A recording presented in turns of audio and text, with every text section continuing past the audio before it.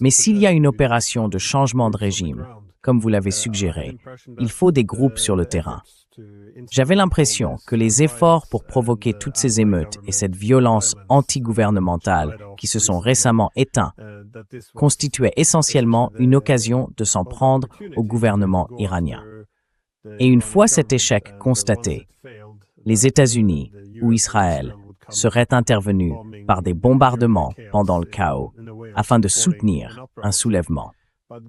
Mais étant donné que tout cela s'est effondré, ce n'est pas simplement retombé, il semble que l'Iran ait réussi à démanteler bon nombre de ces réseaux clandestins qui s'étaient constitués au fil des années, voire des décennies.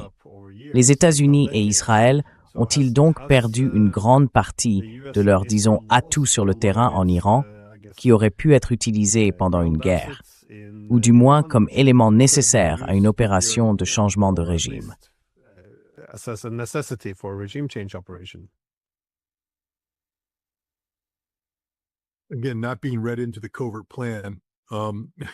Encore une fois, n'ayant pas été mis au courant du plan secret, je ne peux qu'émettre des hypothèses. Ce que je pense qu'il s'est passé, c'est qu'un réseau interne d'agents travaillant pour des services de renseignement étrangers hostiles, principalement Israël, les États-Unis et la Grande-Bretagne, a été sacrifié afin de créer les conditions d'un trouble. Très bien. Si je connais les Israéliens comme je pense les connaître, et la CIA comme je pense la connaître, tu sais comment ils opèrent. Quand ils font quelque chose de ce genre, on appelle ça secouer l'arbre. Je l'ai déjà fait. Tu interviens, tu titilles le système et tu observes comment il réagit. Et ils ont titillé le système. Ils ont tout sacrifié, tout le réseau. On parle de centaines d'agents pour parvenir à ce résultat.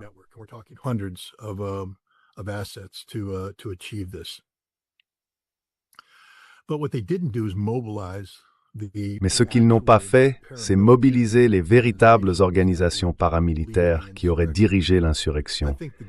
Je pense que l'objectif était de créer des troubles, puis il devait y avoir une campagne de bombardement visant les nœuds de sécurité activés pour la réprimer. Donc maintenant, pour être honnête, les États-Unis savent exactement comment l'Iran réagit. Ils ont tout obtenu, ils ont tout collecté. Ils ne sont pas stupides. Ils ont sacrifié ces gens, mais les Iraniens ont dû communiquer, activer, se mobiliser. Ils ont identifié les unités, les personnalités, les structures qui ont réagi. C'était leur première équipe, et cette équipe a été identifiée. Et c'est cette équipe qui sera bombardée lorsque la frappe commencera, et ils vont la neutraliser.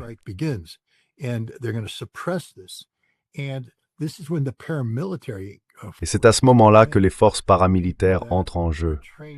Les personnes qui s'entraînent dans le nord de l'Irak, les forces kurdes présentes là-bas, celles qui opèrent le long de la frontière iranienne.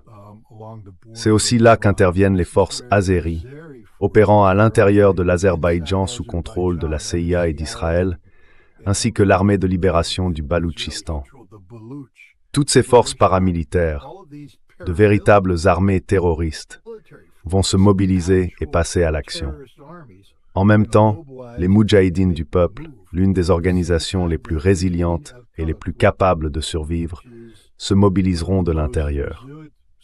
Ces personnes disposent de réseaux qui n'ont pas été sacrifiés, qui sont toujours actifs. Ce sont ces réseaux qu'Israël a utilisés pour assassiner des scientifiques et ainsi de suite. Ils vont tuer tous ceux qu'ils pourront attraper, courir partout en plaçant des explosifs plastiques sur des voitures, dans des pièces, partout, en somme.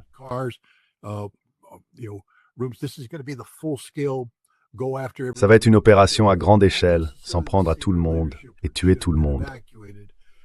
Pas nécessairement les dirigeants de haut rang qui auraient dû être évacués, mais tous ces nœuds de sécurité identifiés lorsqu'ils ont secoué l'arbre, ils vont mourir, ou du moins essayer de mourir. L'idée est de créer une confusion massive, frappe aérienne, opération au sol, forces paramilitaires en mouvement, reprise du soulèvement, car il n'y aura plus de forces de sécurité pour le contenir. Et cela provoquera la fracture et la désintégration de l'Iran. Que l'Iran se divise réellement, et vous savez, il faudrait que le gouvernement pakistanais soit prêt à absorber certaines parties de l'Iran, Je ne vois pas le gouvernement pakistanais le faire à cause, vous savez, de certaines questions.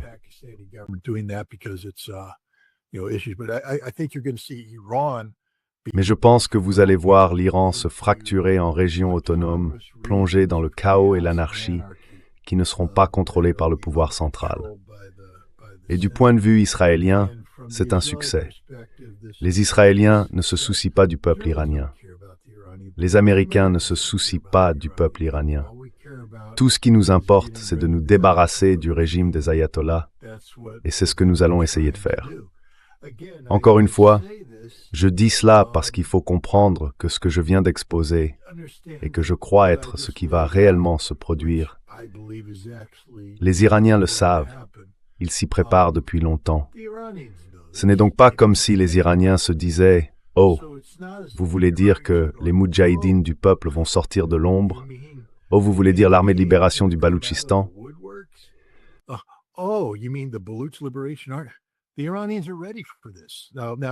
Les Iraniens sont prêts pour cela. Maintenant, à quel point êtes-vous prêts, vous? C'est comme dire, je suis prêt à ce que Mike Tyson me donne un coup de poing au visage. Peut-on vraiment être prêt à recevoir un coup de poing de Mike Tyson au visage? S'il vous met KO, vous êtes KO. Mais au moins vous savez que le coup arrive et vous pouvez vous y préparer. Nous verrons bien ce qui se passera. Je pense que c'est un gouvernement horrible. Il n'y a aucune raison pour que les États-Unis et Israël cherchent à éliminer le gouvernement iranien en ce moment, sauf que Benjamin Netanyahou en a désespérément besoin pour sa survie politique. Une fois de plus, les États-Unis sont prêts à tout sacrifier. Notre sécurité nationale, notre légitimité nationale, tout cela au profit d'Israël.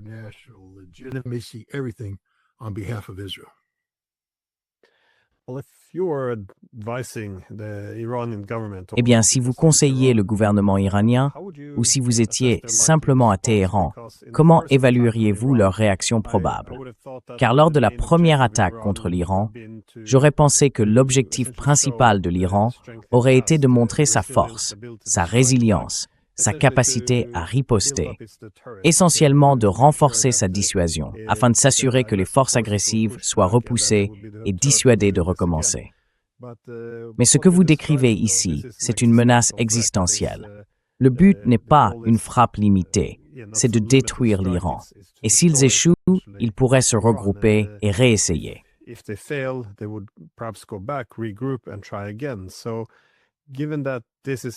Donc, étant donné que c'est probablement ainsi que l'Iran perçoit la menace qui pèse sur lui, il aurait cette fois-ci un intérêt à réagir différemment, je pense. C'est-à-dire ne pas se retenir en ce qui concerne les frappes sur diverses zones, des actifs militaires occidentaux, Israël dans la région, ou même, vous savez, certains ont suggéré que l'Iran pourrait mener une frappe préventive si tous les navires de guerre, avions de chasse et bombardiers américains étaient en position. Et vous savez, si cela semble indiquer qu'ils s'apprêtent à attaquer, alors il pourrait être préférable pour l'Iran de les frapper en premier. Encore une fois, ce n'est que de la spéculation. Je ne fais que relayer ce que je vois dans les médias. Personne à Téhéran ne me souffle quoi que ce soit non plus. Donc je me demande simplement, comment évaluez-vous la manière dont les Iraniens se comporteraient probablement différemment cette fois-ci par rapport à la première fois où ils ont été attaqués?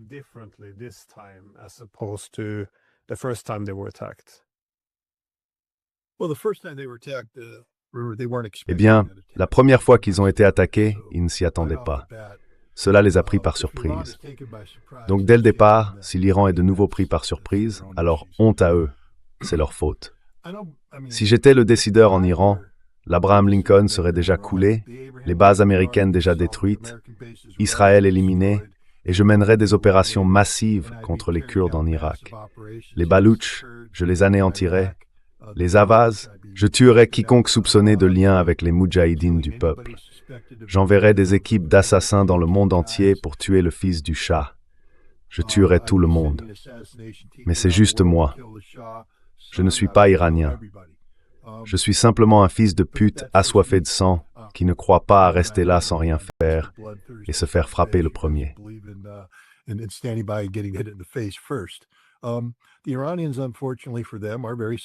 Les Iraniens, malheureusement pour eux, sont très civilisés.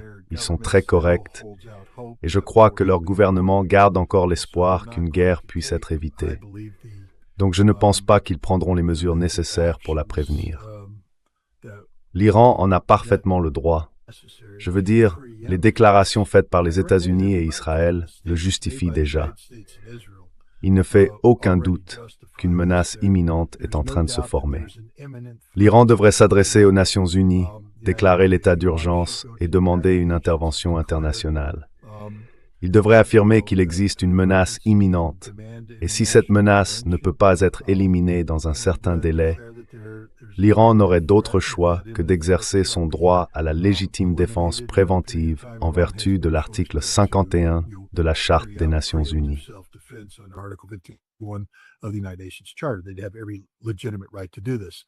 Ils auraient tout à fait le droit légitime de le faire. Mais je pense aussi qu'ils sont conseillés par les Russes et les Chinois à faire preuve de patience. Encore une fois, nous savons qu'il y a eu au moins 2 occasions où Donald Trump s'est retenu au dernier moment. Il est donc possible que certaines personnes conseillent l'Iran. Des Iraniens disant que cela pourrait être la 3e fois, qu'il n'y a ni raison ni justification d'aller de l'avant. Parce que, vous savez, une frappe préventive, encore une fois, si vous allez frapper le roi, il faut tuer le roi. Donc la frappe préventive doit être un coup décisif porté aux États-Unis et à Israël. Et l'une des conséquences d'une frappe préventive très efficace, c'est que vous vous exposez à une riposte nucléaire. Et cela signifierait, encore une fois, la fin de l'Iran.